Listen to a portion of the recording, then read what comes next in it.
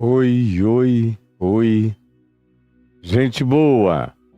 Nós continuamos em Mateus 15, de 1 a 20, mas eu disse a vocês que eu escolheria tratar de Mateus 15, de 1 a 20, no texto de Marcos 7, que, a meu ver, tem detalhes a mais. É o mesmo texto sinóptico, mas com detalhes a mais. Então, nós vimos aqui em Marcos 7, tanto quanto em Mateus 15, que tinha acontecido aquele episódio lá do norte da Galiléia, em Genezaré, quando eu falei aqui sobre aquele, ao menos permitisse que tocassem nas suas vestes, esse ao menos que tocassem. E eu dei as várias razões. Uma delas era a questão da purificação cerimonial, para a qual Jesus nunca deu a menor bola em relação à lei de Moisés. E nós vimos, e está tudo gravado aí no YouTube, para ninguém que querendo aprender, entender, discernir, crescer e amadurecer, possa deixar de fazê-lo, porque está tudo disponível. É só você ir lá e pegar no YouTube. Aí a gente continuou, e na primeira fala que eu fiz sobre essa tradição dos anciãos e o que contamina o homem, essas coisas todas, que é o que a gente vem tratando, essa nossa terceira etapa, nosso terceiro episódio, eu disse que esses caras foram de Jerusalém andando. Quem tinha conforto ia puxado por jumento, carregado assim. A maioria ia a pé, meu Deus, a pé. De Jerusalém lá para o norte da Galiléia. É um chãozaço para se fazer a pé. E esses caras eram escribas dos fariseus, acadêmicos. Foram lá para essa ninharia. Lembram que eu falei? Da ninharia, das pautas desses indivíduos religiosos, como eles coam o camelo, eles coam o mosquito, como Jesus disse, e engolem o camelo. Eles fazem aqui é ficar coando mosquitos, enquanto engolem dromedários absurdos, mas brigam pelos mosquitinhos e engolem os monstros, os mamutes.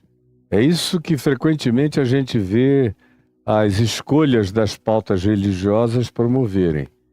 Ou seja, observando a tradição deles mesmos, o culto deles próprios a si mesmos. É isso que a tradição dos anciãos promove. Aí aquelas pautinhas de se batizou, não batizou, lavou, purificou, lavou as mãos quantas vezes, entrou em casa, se aspergiu, tomou um banho purificatório, lava regularmente os seus colchões, até mesmo se a mulher menstruou dormindo nele, tem que submeter o colchão a uma lavagem total e prazos purificatórios, lavar também copos de maneira especial, objetos de metal.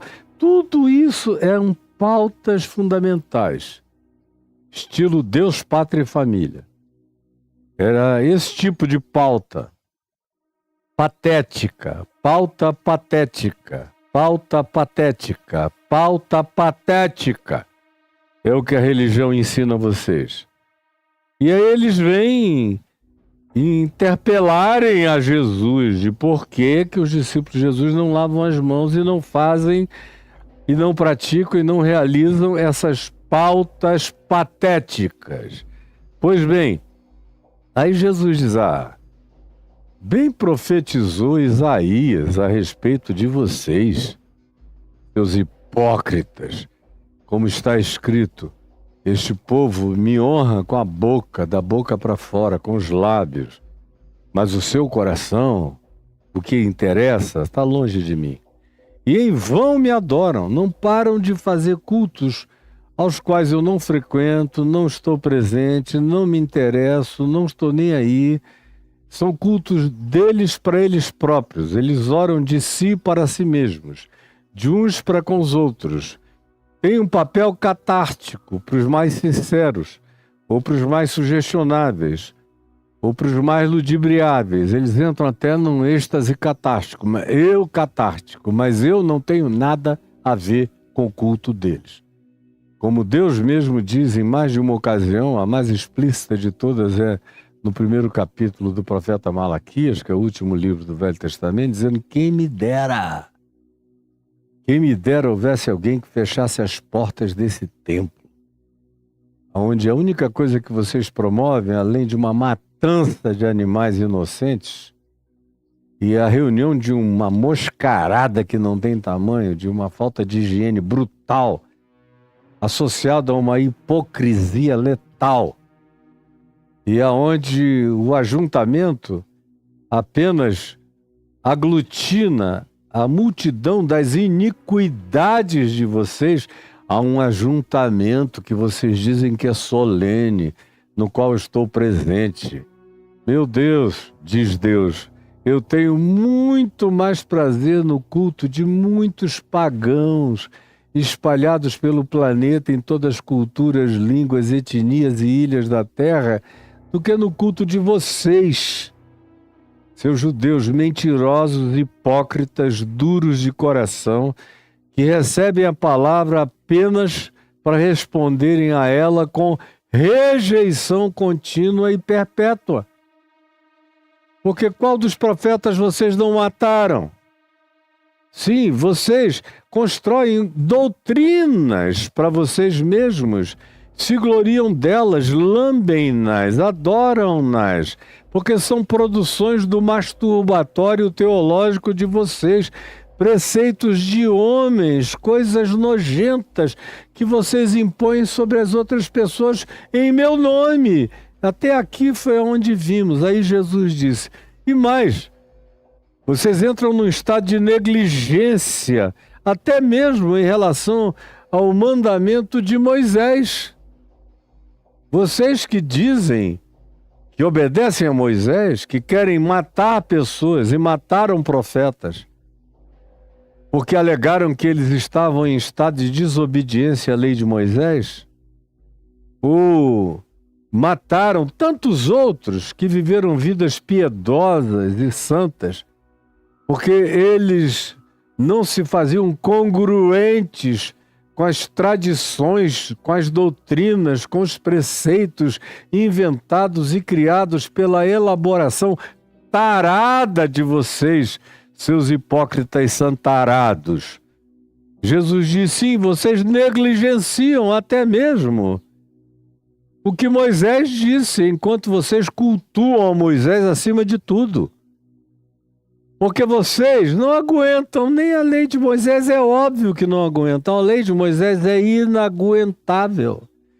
E nos detalhamentos que vão de se mistura leite com a comida tal ou não, se pode comer camarão, crustáceos, frutos do mar ou não, com aquela lista de proibições dietéticas, com mandamentos de costumes horrorosos, tipo pegar um filho desobediente, pendurá-lo num madeiro e deixá-lo lá vivo para que os corvos venham comer-lhes os olhos na cara. É insuportável. E aí vocês vão dando jeitinho, mas vocês não dão só jeitinhos aqui e ali, ao invés de admitirem que tem certas coisas que ficaram obsoletas, que os próprios profetas declararam-nas obsoletas antes mesmo de Jesus chegar. Ao invés de fazerem isso, admitirem a temporalidade, a obsolescência, a realidade esclerosante e esclerosada de muitos aspectos da lei de Moisés que tiveram seu aplicativo relativo e o seu prazo de validade temporário, porque eles próprios, os judeus, deram seu jeito de diminuir as implicações, mas acrescentaram àquilo que diminuíram outras tradições. Que tradições? Moisés não dava ênfase em dinheiro, por exemplo. Não dava. Não tem praticamente quase nenhuma menção de Moisés a dinheiro, e sim a sacrifícios de animais, de pombinhas, de bezerros, de bodes, de touros, isso e aquilo. E o remanescente dessas carnes eram dadas para que os sacerdotes e seus familiares da tribo de Levi comessem. Mas agora, já com a invenção do dinheiro, da pataca de cédula, das dracmas, das moedas transformadas em ouro, em prata, em valor correspondente, em monetariedade, eles tinham arrancado o que interessava-lhes muito pouco agora: carne, comida, gordura, coisas do passado, de uma sociedade primitiva, e o que eles queriam era grana. Como hoje em dia. Vá lá e ofereça um boi para o seu pastor, para o seu bispo, para o seu apóstolo, para o seu sacerdote, um boi. Ou leve uma boiada para o culto. Ele vai dizer para você sair, ir embora, vender e trazer a grana e colocar no gasofilácio.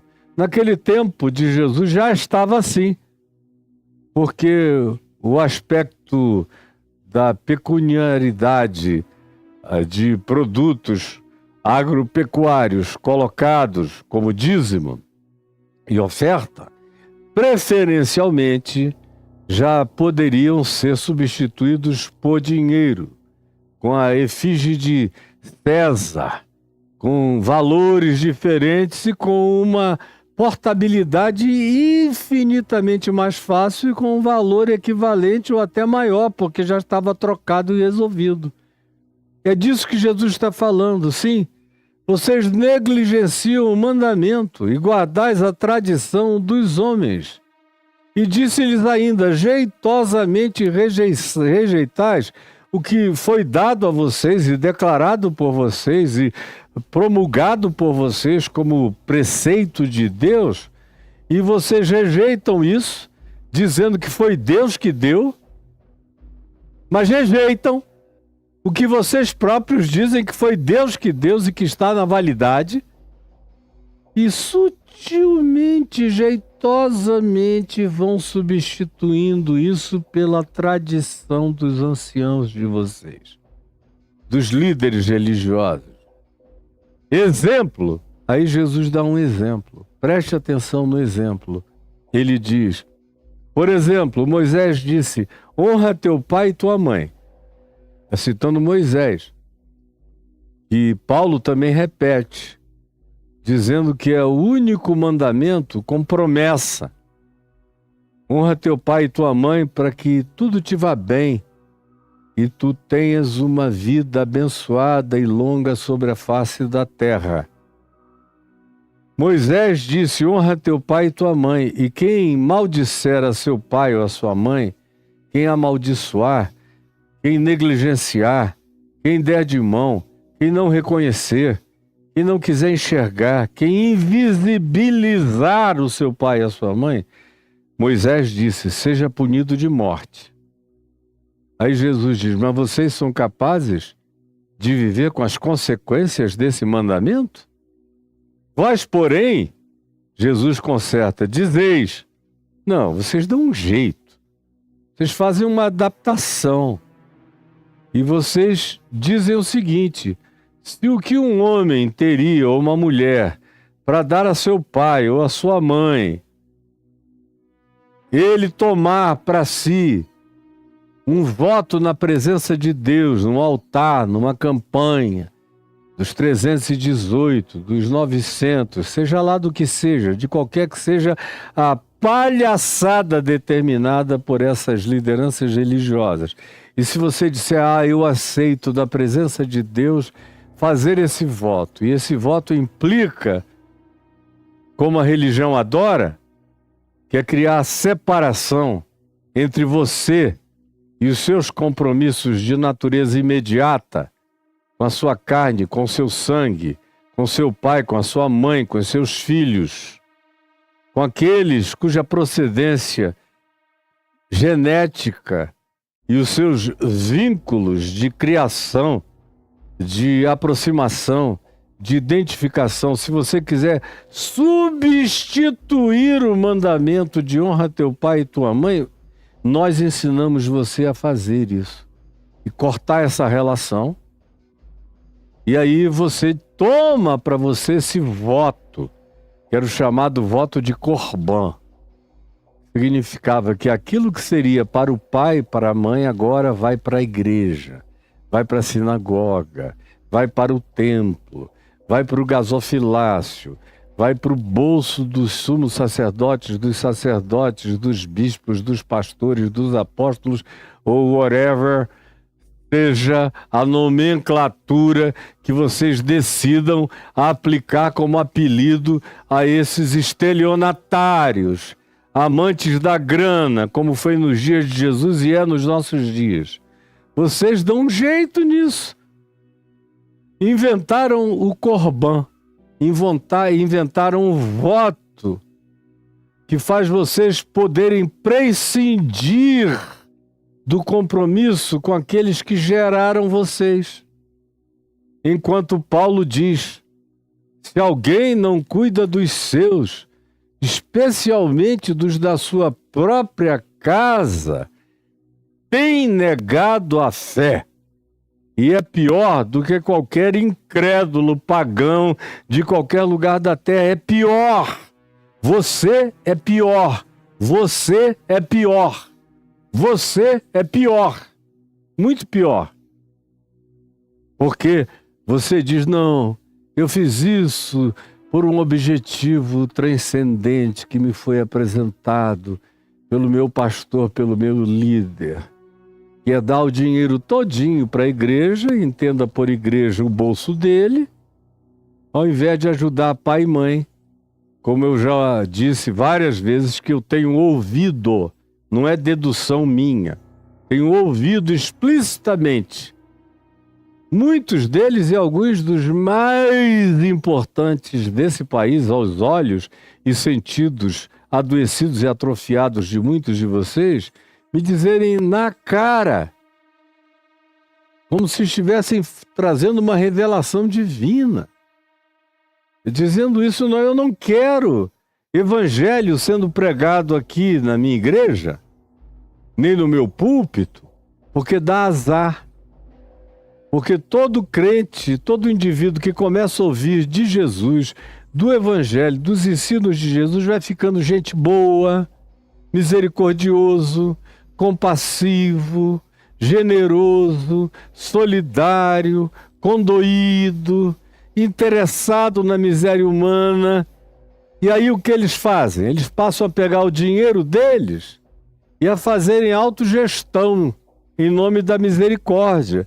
Eles veem um pobre, eles ajudam. Eles veem um miserável, eles socorrem. Eles veem um órfão e eles estendem a mão. Eles veem uma viúva e eles fazem provisão. Eles veem o pai com necessidade de saúde, eles pagam o plano de saúde. Eles veem a mãe precisando ser operada e eles bancam a operação da mãe.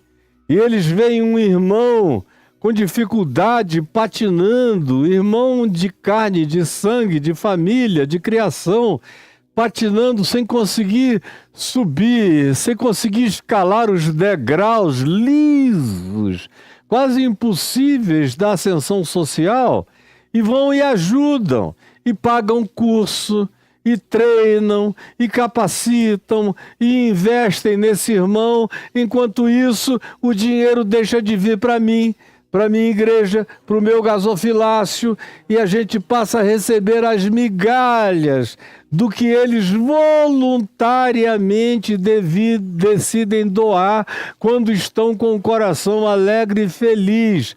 Isso eu não quero aqui na minha igreja. Eu já ouvi isso para todo lado. Ele só não diz isso na cara de vocês, mas na minha, não hoje. Porque eu me distanciei, distâncias estelares deles. Mas eu já ouvi a vida inteira, eu já fui presidente da organização que tinha todos eles praticamente debaixo do guarda-chuva. Eu sei como eles operam e como são demoniacamente ladrões e manipuladores do nome de Deus. É isso que são. E é isso que Jesus denuncia aqui. Tomam um voto de Corbã e ensinam os outros a dizer, olha, pega esse voto que você está isento de ajudar seu pai, sua mãe, o pobre, o aflito e o miserável, seja quem seja, enquanto Tiago, o irmão de Jesus, nos diz no capítulo 1 da sua epístola que a única religião que Deus reconhece, a única que Deus reconhece, não é o cristianismo, que nos dias de Tiago, irmão de Jesus, não existia. Nem ele era líder de uma religião fundada por Jesus, porque Jesus não fundou religião nenhuma. Nem era o islamismo, porque também não existia, veio aparecer no século VII, depois de Jesus. Nem era o judaísmo, que Jesus passou a sua vida adulta e ministerial denunciando as práticas de maldade, de jeitinho dissimulador, perverso, enganador e de dureza de coração. Só não vê quem não quer enxergar, quem é mais cego do que os cegos naturais, que é você, que resolveu blindar a sua cognitividade para não ser molestado pelo Evangelho e não deixar de continuar submisso à maldade religiosa imposta sobre a sua vida. Portanto, Tiago não estava falando de nenhuma religião. Ele diz, só tem uma religião diante de Deus. Aí você diz, qual é, hein? Me ensina a doutrina dela, qual é o credo, qual é o catecismo? Aí Tiago diz, a única religião aprazível, agradável a Deus, é cuidar dos fracos, dos órfãos, das viúvas, dos desamparados, dos necessitados, sejam eles quem forem, claro, começando de pai e de mãe, e prosseguindo até qualquer outro que a gente vendo possa ajudar. Essa é a religião que agrada a Deus. Que vocês façam isso enquanto mantenham também o coração de vocês incontaminado com esses valores empedernidos, presentes no mundo e que se tornaram pautas, confissões, credos e práticas prioritárias na igreja dos anciãos, dos estelionatários, tanto quanto eram esses que Jesus denuncia aqui em Mateus 15 e em Marcos 7, na sua cara, e esfrega. Tem alternativa, você faça o que quiser com esse barulho levantado, feito por Jesus, mas foi Ele quem me ensinou isso, que eu estou transmitindo a você.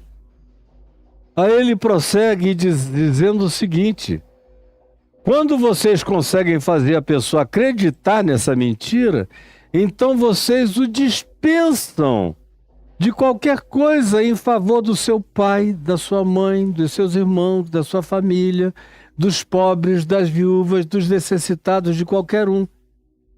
Porque ao invés de se envolverem com a vida, com gente vida, de carne e sangue, gente necessitada, vocês trocam isso tudo pela impessoalidade do gasofilácio, que não deixa vocês desenvolverem nem amor, nem solidariedade, nem vínculo com ninguém, porque o que você não vê, você não sente. Aquele de quem você não se aproxima, você não enxerga. Aquele com quem você não se identifica, você o invisibiliza. Aquele em relação ao qual você paga uma conta para não ter que atravessar o caminho dele, se torna o maior de todos os tropeços da sua alma. Mas você não quer enxergar e fica assim, empedernidamente embrutecido como este coração de pedra, que aqui está para eu mostrar para você todos os dias. E assim procedendo, Jesus disse, vocês invalidam. O que vocês mesmos chamam de palavra de Deus, vocês a invalidam. Invalidam, trocando-a pela tradição da denominação, da igreja, dos anciãos, dos pastores, dos bispos, dos apóstolos, dos rabinos, ou de quem quer que seja, tanto faz, é tudo igual, é a mesma coisa para Jesus, para o Espírito de Cristo, para o Espírito Santo, para a verdade de Deus.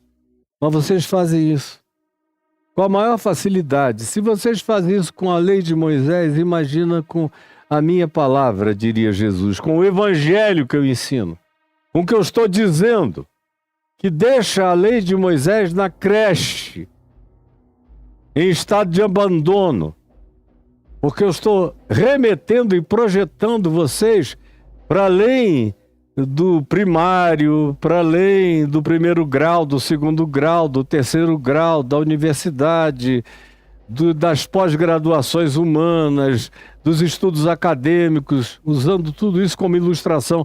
Eu estou projetando vocês para a dimensão de entrada, prática, vivência e experiência do reino de Deus.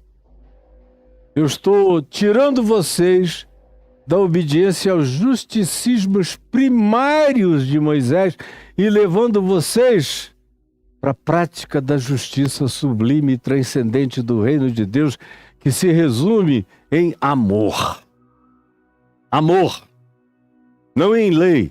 A única lei verdadeira é a lei do amor, da compaixão, da misericórdia, da bondade, da fidelidade, da longanimidade, da mansidão, do domínio próprio.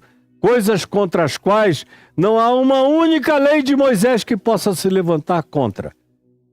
Quando alguém em amor pratica os ditames do amor.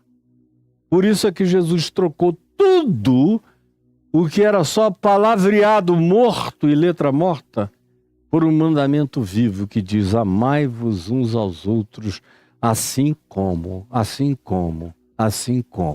eu vos amei. Mas vocês invalidam até mesmo a palavra de Moisés e a trocam, vocês próprios, pela vossa tradição, que vocês vão transmitindo para os alienados. E naqueles dias de Jesus não sabiam ler, não sabiam escrever, criam em tudo que os rabinos diziam a eles. Se os rabinos dissessem, essa é a palavra de Deus, eles criam. Como entre nós, onde as pessoas, a maioria que vão aos cultos, sabem ler, sabem escrever, só tem um detalhe: não querem nada com o evangelho, não leem os evangelhos, não absorvem os evangelhos, não querem obedecer a Jesus, dá trabalho, não querem a bondade de Deus habitando seus corações, preferem trocar todo o compromisso de amor para com o próximo no caminho e na prática da vida por um dízimo e oferta que você vai lá e dá, vira de costas, se aliena do mundo, enfia a cabeça num buraco como se fosse um avestruz, esquecido de que vem chumbo grosso no teu rabo, Não fique com a menor dúvida disso. E é veementemente que eu falo isso, porque esta é a verdade. Inexcusável, essa é a verdade que vai atingir você, indubitavelmente. Aí, diz aqui o verso 14, que foi exatamente onde eu parei na quinta-feira passada, e diz o seguinte, que depois dessa história toda, Jesus convocou de novo a multidão. Isso lá no norte do lago de Genezaré, no norte do Mar da Galileia. Convocou a mesma multidão que tinha tocado nele, que tinha visto ele andar sobre as águas, a mesma multidão que tinha sido curada aos milhares lá em volta, ele convoca. Agora é ele que diz, venham aqui, cheguem e ouçam bem. Vocês que acabaram de ouvir esse debate, que variou entre mosquitos e camelos, entre idiotices e imbecilidades, que é o que esses religiosos viajam um caminho pesado para virem discutir, porque eles dedicam a vida a exame de fezes o dia inteiro, procurando vermes, e não cuidam da solitária que os devolve vivos, que os devora vivos. Então Jesus, convocando de novo as multidões, disse-lhes, ouvi-me todos, você está me ouvindo? Ouvi-me todos os que estejam me ouvindo, todos os que venham me ouvir, e entendei. Porque não é só uma questão de ouvir. Tem muita gente me ouvindo, agora tem muito pouca gente me entendendo. Assim como tinha muita gente ouvindo Jesus. Mas você vê que da multidão que ouve, tem uma minoria apenas que entende. Essa é a tragédia humana. Porque não adianta você fazer a sua voz ser ouvida. A grande questão é encontrar corações capazes de produzirem o acolhimento disso como verdade de Deus para ser praticada na nossa existência. Então ele convoca as multidões e lhes diz, ouvi-me e entendei, para que faça sentido, para que vocês obedeçam e obedecendo, vocês permaneçam para sempre, porque é a obediência à palavra de Deus que faz vocês permanecerem para sempre, como diz Paulo escrevendo em Romanos 2, quando afirma, afinal o Evangelho nos foi dado para a obediência por meio de fé na presença de todo o mundo, de todas as sociedades, de todos os gentios, em todos os lugares. Então Jesus diz, ouvi-me e entendei. E aí explica o que ele quer dizer, o que ele está dizendo, preste atenção. Ele afirma o seguinte, nada há, preste atenção, é isso aqui que é o cerne da questão. Você está prestando atenção? Tente entender, pelo amor de Deus. Nada há fora do homem que entrando nele o possa contaminar. Por exemplo, o café está fora de mim.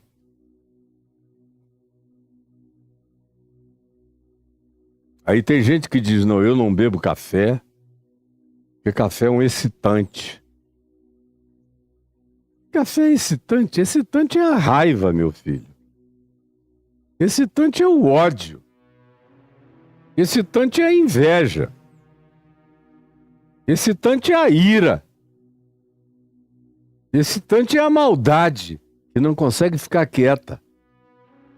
Excitante é a competição. Excitante é a ansiedade, que te coloca num estado de ambição incontrolável para atingir coisas que disseram a você que toda pessoa bem-sucedida precisa atingir e alcançar. Mas você prefere colocar a culpa no mosquito enquanto engole o camelo e diz que o problema é o café. Tem denominações inteiras por aí que não tomam café. Que é proibido beber uma coca. Que é proibido tomar uma cerveja. que é proibido tomar um cálice de vinho. São tão idiotados que chegam a dizer que lá em Caná da Galileia, em João 2, quando Jesus transformou água em vinho, não foi vinho que embriagasse. Era suquinho de uva, uma espécie de suquita, de fantaúva que Jesus fez no casamento. De tão patéticos que eles são. Aí nem leem o fato de que a continuidade do Novo Testamento, por exemplo, Paulo, escrevendo aos de Corinto, diz o seguinte: na ceia do Senhor, na festa do ágape que vocês promovem aí, uma vez por mês, entre vocês há quem passe fome, ao passo que tem gente que bebe tanto vinho que fica embriagado e de porre na ceia do Senhor. Ele está falando de suquita?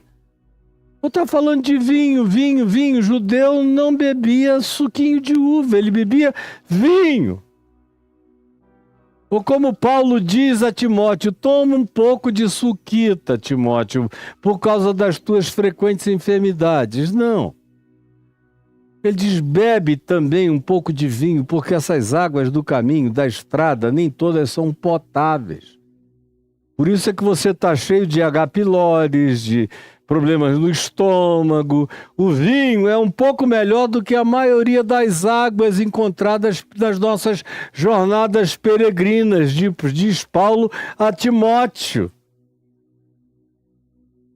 Mas a doutrina dos anciãos é essa: se você beber, você se contamina todinho. É um negócio nojento, de tão emburrecido, de tão adoecido, de tão acéfalo que é. Mas vocês se submetem a isso tudo porque não conhecem o Evangelho, não conhecem o Salmo 104, que diz que Deus deu ao homem a graça de desenvolver, por exemplo, o vinho, porque o vinho lhe traz alegria ao coração, tanto quanto o azeite lhe unge a cabeça e lhe dá brilho na face, e tantas outras coisas. Meu Deus, o que a Escritura propõe, o que Jesus propõe, o que o Evangelho propõe, o que o Novo Testamento propõe é moderação, equilíbrio, temperança. É fazer todas as coisas com equilíbrio e sem escândalo. E o escândalo não tem a ver com a idiotice de alguém que foi doutrinado por um monte de acéfalos e que ficam com escandalizamentos até quando você bebe um copo de água do guti-guti com pressa. Se escandalizam com tudo. Não é em relação a proteger esses que ficaram doentes de religião, não. Eu devo evitar o escândalo real, verdadeiro, daquilo que de fato faz o indivíduo tropeçar na vida e o coloca num lugar de abismamento, de práticas anti-vida, anti-saúde, insalubres para o ser, para a mente, para a alma, para o espírito. É isso que o Evangelho ensina. O que passar disso é mentira dos anciãos de vocês. Mentira, vocês estão entendendo? E vocês vivem bebendo, comendo, se alimentando de mentira o tempo todo. Nada há fora do homem, fora de mim, que entrando em mim possa me contaminar. Nem um peixe, nem um porco. E olha que eu já comi de tudo. Você pode deixar de comer, como alguns amigos meus vegetarianos ou veganos pararam de comer por uma escolha. Agora, não é porque vocês ficarão mais puros, mais limpos, mais agradáveis a Deus. Porque nos evangelhos, Jesus ilustra festas com bezerros cevados, com churrascadas sendo feitas, banquetes com vinhos, comidas e bebidas, com carnes em abundância, tanto quanto ele usa o peixe. Não se tem nenhuma alusão a uma galetada. Mas a churrascada e a peixada, o Evangelho está cheio disso aqui. Tanto quanto está cheio de fruta e de qualquer outra coisa, porque tudo que Deus criou é bom. Portanto, Não há nada que vindo de fora me contamine. Eu, por exemplo, já comi cobra, já comi jacaré várias vezes. Na presença e no meio dos índios iscarianas, dos autóctones lá da fronteira do Amazonas com Pará, foram totalmente destruídos nos últimos 47 anos.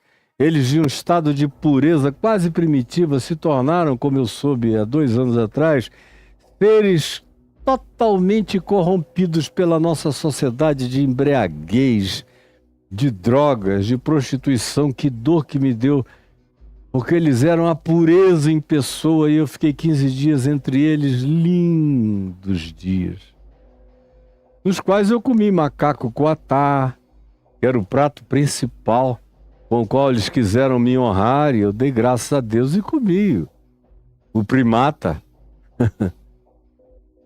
Me senti mal? Não. Nem na digestão, no trato gastrointestinal, nem na alma, nem no espírito, nem na mente, nem em dimensão nenhuma minha, porque nada pode me contaminar. Nada. Jesus chega ao extremo de dizer, até se beberdes veneno, inconscientemente, achando que é outra coisa, com gratidão a Deus no coração, e com a alma e o espírito cheios de fé, numa ação de identificação com quem vocês pensavam que estavam sendo bons para com vocês, embora talvez não. Mas Jesus diz em Marcos 16, quanto a isso não se preocupem, porque nada lhes acontecerá. Nada. Porque não há nada que vindo de fora, que penetrando o homem tenha qualquer poder cerimonial, religioso, ou de qualquer outra natureza vibratória, magnética, de me contaminar o espírito. Preste atenção, há comidas que fazem mal ao meu corpo. Eu sei disso. Eu tenho as artérias entupidas. Artérias coronárias, muitas delas oclusas. Porque eu passei a vida comendo tudo que me davam em todos os lugares sem fazer acepção de nada. Chegou a um ponto, depois de uma idade, que eu tinha um preço a pagar. Do ponto de vista da ingestão físico-orgânica. Mas do ponto de vista espiritual, nada me fez mal, como vocês veem. Eu estou maravilhoso em Cristo Jesus até o dia de hoje e estarei cada dia melhor em nome de Jesus, porque não tem nada que me possa contaminar e Jesus dá razão. Porque aquilo que vem de fora não entra no coração. E o homem aqui designado por Jesus, o ser humano ou a mulher, na linguagem de Jesus ele chama de homem de maneira genérica, homem, mulher, qualquer humano. Não há nada que vindo de fora possa contaminar o ser humano, o homem, porque não lhe entra no coração. Porque não lhe entra no coração. Aí quando ele entrou em casa, depois de ter falado isso para a multidão, esperando que todos os que tivessem ouvido, tivessem também entendido, quando ele entrou em casa vieram os discípulos. Aí o verso 17 nos diz que os discípulos chegaram, entrando na casa, vieram e interrogaram a Jesus acerca do que Jesus dissera. Porque tinham achado que era uma parábola, quando era muito menos parábola e era muito mais assertividade objetiva e imediata para ser compreendida do jeito que Jesus dissera e falara e expusera. Aí vieram e perguntaram a Jesus, escuta, qual é o significado daquilo que tu disseste a todo mundo lá fora? Fala pra gente aqui, porque eu acho que a gente não entendeu direito. Claro que não entenderam. Anos depois, lá em Atos, no capítulo 10, a gente vê Pedro na casa de Simão, o curtidor, sendo preparado pelo Espírito Santo sem que ele próprio, Pedro, soubesse, que um anjo do Senhor tinha aparecido a Cornélio, um importante oficial romano na Cesareia Marítima, e que era piedoso e buscava a Deus e dava esmolas aos pobres e atendia aos necessitados com toda a compaixão e solidariedade, e Deus dele se agradara e manifestara um anjo diante dele, um ser de outra dimensão, que dissera a ele: Cornélio, manda que em linha reta até Jope, alguns quilômetros de distância, buscar um homem chamado Simão Pedro. Ele está na casa de um outro homem chamado Simão o Curtidor. E o coração dele está sendo preparado para que ele venha até aqui e conte a ti todas as palavras de vida que te importa saber, para que tu entendas melhor e pratiques melhor, com melhor consciência e com mais lucidez, tudo aquilo que natural e espontaneamente tu já vens fazendo. Faz isso, Cornélio. Aí, então, enquanto Pedro estava lá, esperando que lhe fizessem um almoço, jejuando no alpendre da casa, ele teve uma visão de um lençol que baixava, cheio de todos os animais que a lei de Moisés dizia que era para ninguém que fosse temente a Deus e que quisesse andar naquela dieta kosher de Moisés, comesse. Ninguém. A saber, répteis de todos os tipos, cobras, lagartos, lagartixas, todos os répteis que rastejam pela face da terra, também os crustáceos, os porcos, os mamíferos considerados impuros pela lei de Moisés. Baixa aquele lençol cheio de proibições, de tudo que não podia entrar pela boca santarada dos dietéticos kosher, conforme a lei de Moisés. Aí vem aquele lençol e aquela voz dos céus dizendo: Pedro, mata e come. Aí Pedro diz: de maneira nenhuma, Senhor, porque nessa boquinha que Papai do céu santificou jamais entrou qualquer coisa comum ou imunda. E 3 vezes esse diálogo se repete com as objeções de Pedro. Quando então batem na porta os homens que vieram da parte do centurião Cornélio, perguntam por Pedro. Pedro desce e ouve o recado, que o anjo tinha dado aquela mensagem para que Pedro fosse até lá. Aí Pedro, então, só então, muito depois desse dia aqui, Pedro entende a visão. Olha como o retardo cristão pode ser chocante, porque ele ouviu de Jesus mesmo, da boca de Jesus, essas palavras. Mas tempos depois ele ainda está brigando com a cultura, com a lei de Moisés, com a dieta kosher, como não como, e querendo agradar também alguns presbíteros, judeus e judaizantes que tinham vindo de Jerusalém, estavam com ele na casa de Simão o Curtidor, de olho grande. Pedro tinha um problema enorme com a opinião dos religiosos judaicos a respeito dele. Enorme. Outra vez a gente, quando lê Gálatas, no capítulo 2, vê Paulo dando uma atropelada violenta, pessoalmente, em Pedro e Barnabé, seu primo. Porque estavam lá comendo de tudo que os gentios comiam, junto com Paulo. E por tudo dando graças a Deus, sabendo que não é o que vem de fora o que contamina, e sim o que é criado e produzido nas entranhas do coração. Portanto, não é o que entra pela boca, é o que procede do ser, da produção da alma, do espírito, da elucubração da mente, carregada de iniquidade, de maldade, de lascívia, de prostituição, de impureza, de promiscuidade, de ira, de ódio, de homicídio, de tudo aquilo que, antes de se materializar do lado de fora, se subjetiviza do lado de dentro. Mas veja, anos depois ainda está Pedro naquela briguinha. Como ou não como?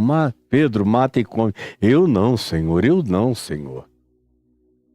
E quando chegou na casa de Cornélio, ainda fez um preâmbulo de uma explicação tão desnecessária que Jesus não esperou Pedro pregar. Quando Pedro começou a pregação, ele derramou logo o Espírito Santo sobre Cornélio, sobre toda a sua casa, calou a boca de Pedro, deixou os pagãos falando em língua e profetizando, porque Pedro, anos depois, ainda estava num estado de vacilação. E muitos anos ainda mais depois, com Barnabé e na presença de Paulo, lá na Galácia, estava comendo de tudo, e até que chegaram os judeus de Jerusalém, os presbíteros, judaizantes, aí ficaram observando, aí quando ofereciam a Pedro um acarajézinho, ele dizia, não, obrigado, eu não como. E Paulo disse, o que é isso, Pedro? Você estava aqui no sarapatel, no acarajé, você estava aqui comendo linguiça, carne de porco, estava comendo tudo, achando uma delícia. Agora desceram esses caras presbíteros de Jerusalém e você vem fazer essa média mentirosa e hipócrita. Pelo amor de Deus, Pedro. E você também, Barnabé, que anda comigo de dia e de noite, não aprendeu ainda o significado do Evangelho e da graça de Deus, e como todas as coisas são puras para os puros, e que nós somos justificados não por obras da lei, nem dietas da lei, nem comidas kosher. Nós somos justificados e purificados pela fé em Jesus, que nos valida, nos justifica, nos unge, nos santifica, nos habilita para vivermos com toda a liberdade na presença de Deus e uns dos outros, porque, como Paulo mesmo disse em Gálatas, no capítulo 5, versos 1 e 2, foi para a liberdade que Cristo nos libertou. Não nos deixemos colocar outra vez sob nenhuma forma de jugo, de escravidão. Então vieram eles e perguntaram a Jesus, explica-nos. Assim, vós também não entendeis? Jesus pergunta a eles. E eu digo, não, Jesus, eles não entenderam. Não entenderam. Foi preciso chegar aquele outro homenzinho, cujo nome era Saulo, que significou pequeno, porque ele era baixo. E tu te revelaste a ele do jeito que te revelaste, com aquela luz maravilhosa da criação do mundo, às portas de Damasco, para que esses teus apóstolos aqui fossem se convertendo, tendo em Paulo um escândalo desafiador da graça de Deus todos os dias, porque eles mesmos eram frouxos, covardes, vacilões, praticamente todos eles. E o processo de crescimento e amadurecimento deles era de uma lentidão extraordinária. Por isso é que depois do povo, quem sabe, ter entendido, eles em casa, no interior, querem fazer uma escolinha dominical para discutir o tema. Aí perguntam a Jesus o que perguntaram. Aí Jesus disse, não é possível, não compreendeis ainda, não entendeis. Assim vós também não entendeis, não compreendeis que tudo que de fora entra no homem, no corpo, pela boca, não pode contaminar, porque não chega ao coração. Chega ao coração, órgão, como gordura, como colesterol, como qualquer outra coisa, mas o coração é um órgão, assim como o fígado, que processa, assim como o pulmão, assim como os rins, assim como o estômago. Eu tenho um estômago, mas o meu estômago não é eu, não sou eu. Eu tenho um coração, mas o meu coração, órgão, não sou eu. Eu tenho um fígado, mas o meu fígado não sou eu. Eu tenho mãos, mas a minha mão, as minhas mãos, não sou eu. Eu sou um espírito que tem um corpo, mas esse corpo não sou eu. Esse corpo é um casulo, temporário, passageiro, está velho. Eu estou me vendo aqui, na minha imagem no TikTok, por exemplo, eu estou vendo um velho falando ali, com 70 anos de idade. Eu me lembro quando eu tinha uma carinha de 2 anos, 3 anos, 4 anos. Eu me lembro de mim. Me lembro de mim no tempo em que eu não gostava nem de me ver no espelho. Entre os meus 32, 33 anos de idade e os 43, durante 10 anos eu fiquei absolutamente acima do peso. Fui para 130 quilos. E eu tinha sido magro a vida inteira, de modo que aquela visão não me correspondia. Eu dizia, meu Deus, como é que eu consegui ficar tão diferente de quem eu sou?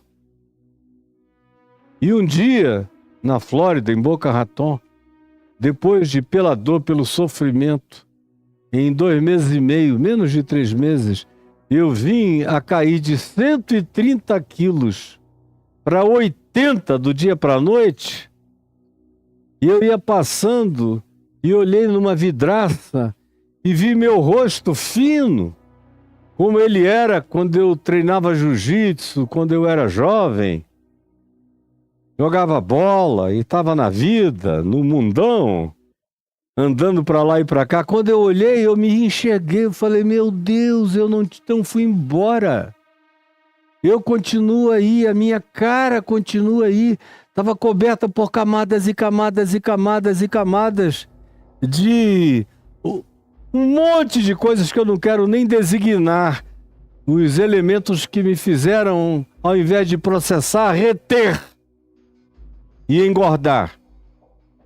E depois daquele dia, depois daquela perda de peso, eu continuei a viver, a comer com normalidade, cada vez com mais qualidade. Nunca mais na vida ganhei peso. Eu estou, por exemplo, hoje, com a minha idade, cravado em 70 quilos, não sobe nem desce, é ali o tempo todo.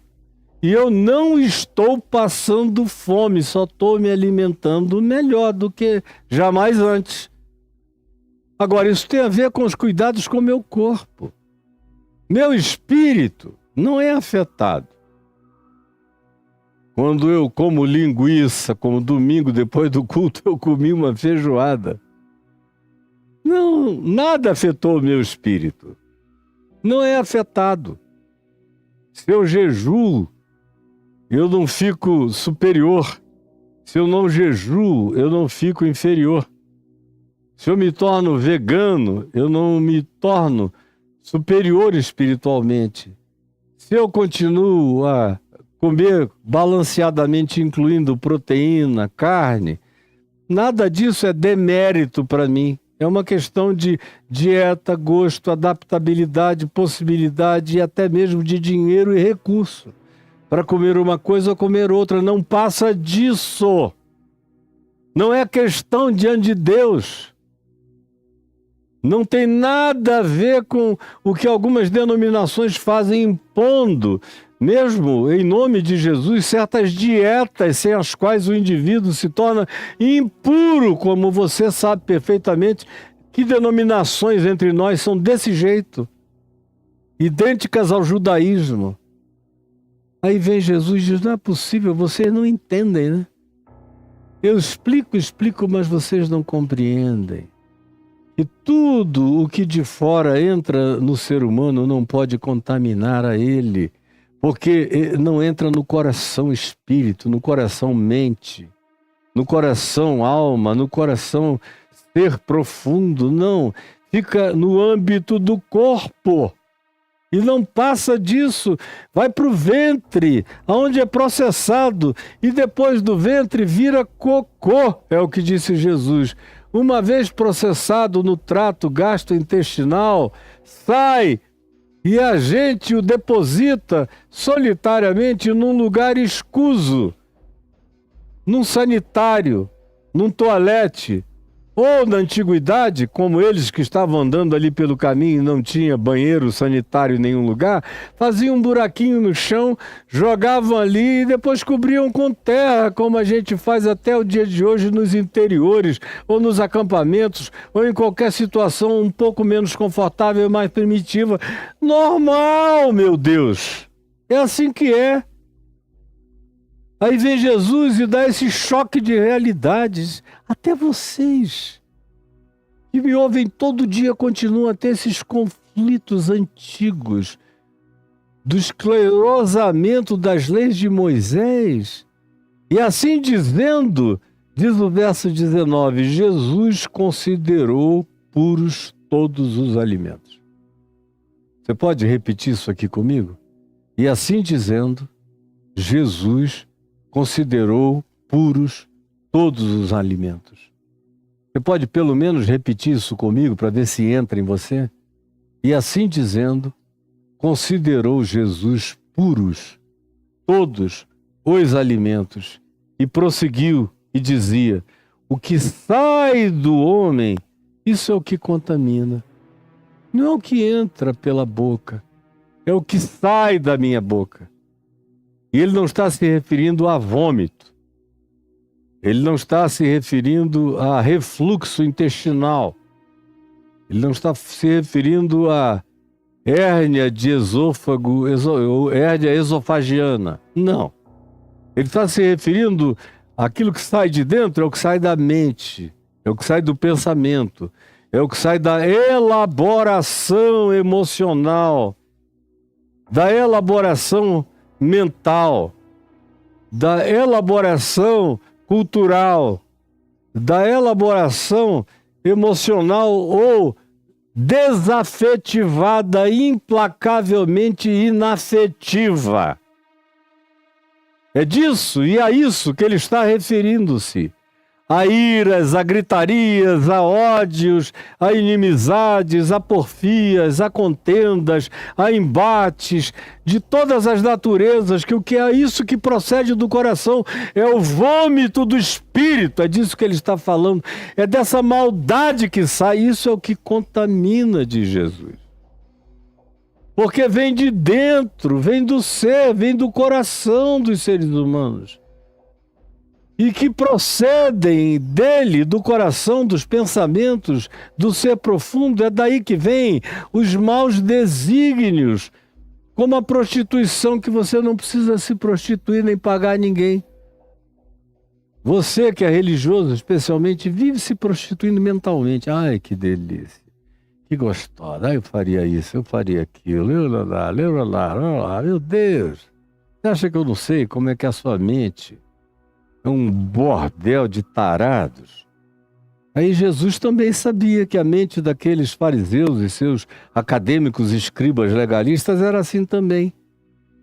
Cheio de maus desígnios, maus desejos, prostituição, furto, desejo de meter a mão, de ficar rico a qualquer preço e de qualquer modo, dizendo que os fins justificam os meios.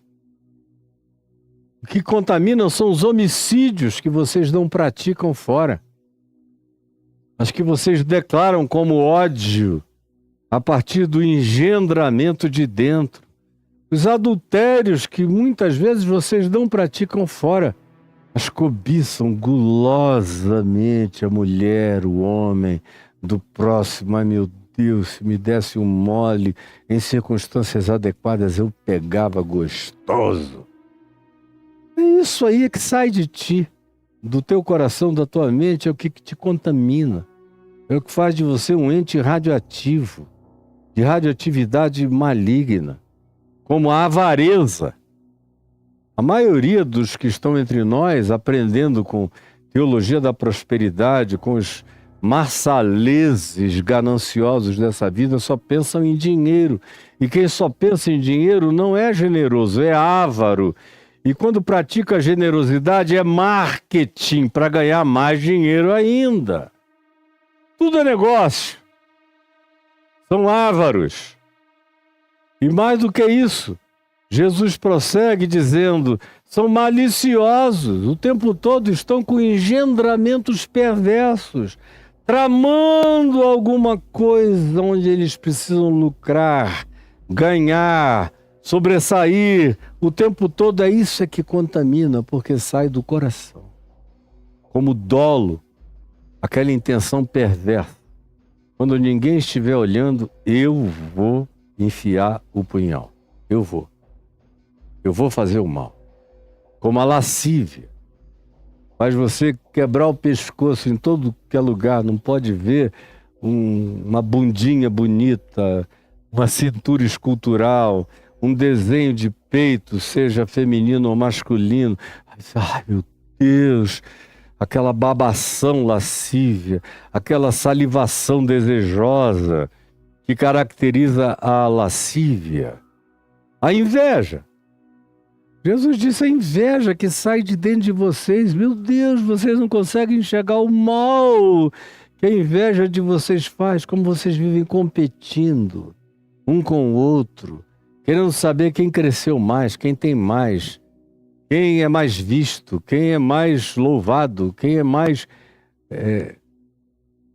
celebrado, quem tem mais fama, visibilização, quem ganha mais dinheiro, quem tem mais diplomação, quem é mais considerado, em relação a quem você morre de inveja maligna. Isso aí é que te prostitui, te arrebenta, te arruína, te contamina a mente, a alma, o coração, as tuas blasfêmias. Quando você fica chamando o próximo pelas piores designações, as mais torpes que você consegue conceber, e você o designa como nada, um zero à esquerda, um coisa nenhuma, cachorro morto, não vale nada, seu desgraçado, tá perdido, vai pro inferno. Você vai falando isso em nome de Deus e você vai virando um poço de lama do inferno no seu próprio coração e não sente nada, né? Não percebe coisa alguma. Não enxerga também outra contaminação diabólica, que é a tua soberba. O apóstolo Paulo diz que é o pecado supremo do diabo, é a soberba. Essa arrogância absoluta que tomou conta de você. Ou a sua loucura, que é o que quer que eu faça, o que quer que eu deseje, o que quer que eu imagine, eu ponho para execução, porque eu tenho a liberdade de fazer o que eu quiser e os outros que se danem. Jesus chama isso aqui de loucura, tua loucura. Ora, todos esses males, você está me ouvindo? Todos esses males vêm de dentro, do ser profundo, do eu profundo. Na linguagem imediata, vem do coração, do lugar desse laboratório de elaborações perversas. E é isso que contamina o ser humano. Meu Deus, eu não preciso dizer mais nada. Não há essa necessidade. Senhor Jesus, eu te peço que essa palavra chegue a ser tosca de tão explícita, de tão não elaborada, de tão completamente atropelante, de tão chocante, de tão óbvia, ante a qual não há para onde fugir, a menos que alguém deliberadamente queira pular de cabeça na ponta da espada, queira se suicidar no Tártaros, queira matar e perder sua própria alma. Do contrário, não tem como não entender tamanha obviedade. E eu peço que o Espírito Santo gere aquele constrangimento para que eles não apenas ouçam, mas que entendam. E entendam logo e entendam rápido, enquanto é dia. Porque a noite vem quando ninguém mais pode trabalhar, nem ser alterado, nem ser mudado, nem ser transformado, e que nós sejamos poupados de sermos cobertos pela mortalha das trevas cognitivas. É o que eu te imploro com todo o meu coração, em nome de Jesus. Amém e amém. Aqui, gente, nós concluímos essa parte de Mateus. Nós vamos continuar amanhã na sequência de Mateus. Eu e as minhas pedrinhas aqui, né? Porque as páginas são soltas.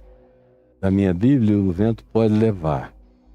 Mas amanhã, se Deus quiser, nós vamos ver na sequência, tanto de Mateus quanto na sequência aqui de Marcos, o mesmo texto na sequência, Jesus e a mulher cananeia, que é um dos textos do Evangelho que mais me encantam, mais me dão prazer. E amanhã eu espero por você. Os meus amigos tiktokianos já caíram e não deu tempo de eu dizer para eles irem para o YouTube, que é onde as coisas não caem e é onde você vê com 3 câmeras. Pois bem, para aqueles que foram ou estão no YouTube, é que eu falo agora, para que você melhor me entenda. Você está vendo, né, esse QR Code aqui em cima de mim? Está vendo o QR Code? Aqui, ó, minha mão está em cima dele. Apontando para esse QR Code, você cai num determinado ambiente. Está aí clicando no verdinho, onde está dito contribua com este ministério, com o que eu trago aqui, que vai ter que ser recortado para todo lado, distribuído em todos os aplicativos, postados em todas as plataformas, enviados para uma quantidade enorme de pessoas que precisam receber, e eu não consigo fazer isso tudo. Eu faço o que eu faço. Agora, tem outros que me ajudam, muitos outros, sem os quais eu não conseguiria alcançar você nem tanta gente. Esse é o meu ministério. Como é que você ajuda o meu ministério? Não sou eu. É o que eu faço e que chega até você. Tem 2 contas bancárias no Santander, no Banco do Brasil, é escolher uma, clicar para fazer depósito ou transferência bancária. Abaixo tem os cartões de crédito, Visa, Mastercard, American Express, Diners Club International, cartão Elo, para você fazer uma doação única ou aquela contribuição programada por meses, caso você queira, e o que nos ajuda muito porque a gente fica com uma visualização.